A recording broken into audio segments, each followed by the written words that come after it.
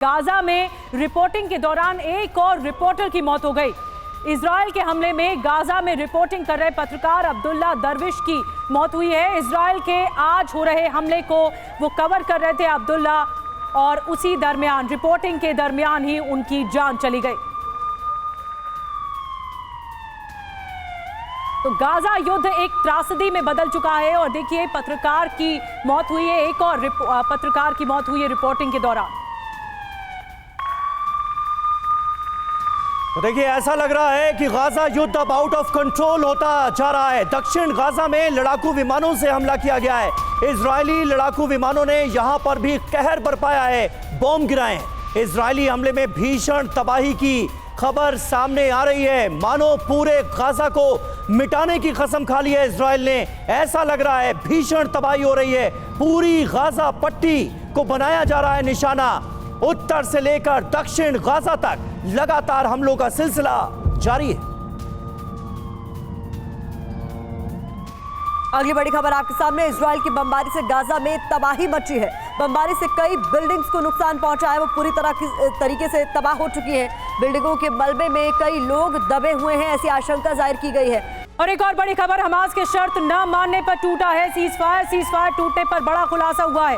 Israel की शर्त है कि मां बच्चे साथ में रिहा हो। हमास ने इजराइल की शर्त नहीं मानी है। हमास ने कहा था कि कुछ बंधकों के शव सौंप सकते हैं, लेकिन इजराइल ने नहीं माना। अब इजराइल की तरफ से कहा जा रहा है कि मां और बच्चे दोनों रिहा एक साथ किए जाने चाहिए।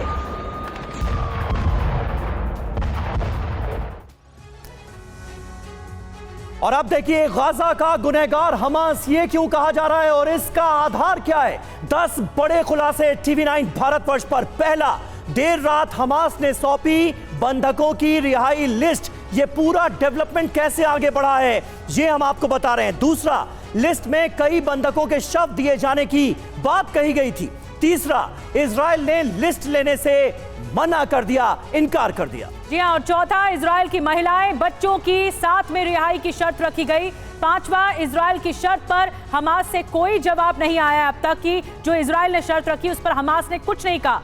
छठा, आज सुबह तक भी जवाब न आने पर असमंजस बना हुआ है। और सातवां, सुबह नेतन्याहू ने हमास पर हमले का आदेश दे दिया। जी हाँ, हमास को भनक लगी तो पहले उसी ने हमला कर दिया। ये बड़ी जानकारी भी सामने आ रही है। हमास ने सीजफायर के बीच इजराइल पर रॉकेट दागे। रॉकेट अटैक के बाद इजराइल के ताबड़तोड़ हमले गाजा पर शुरू हो गए। ये पूरा डेवलपमेंट रहा। ऐसे में आलोक सहाय साहब, सबसे बड़ी वजह आपको क्या नजर आती है?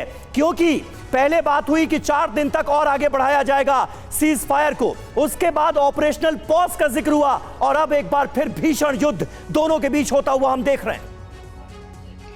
मुझे ऐसा लगता है कि बंधकों की रिहाई में मामला फंसा हुआ है, और इजराइल जिस तरह से चाहता था उस तरह से बंधकों की रिहाई नहीं हो रही है।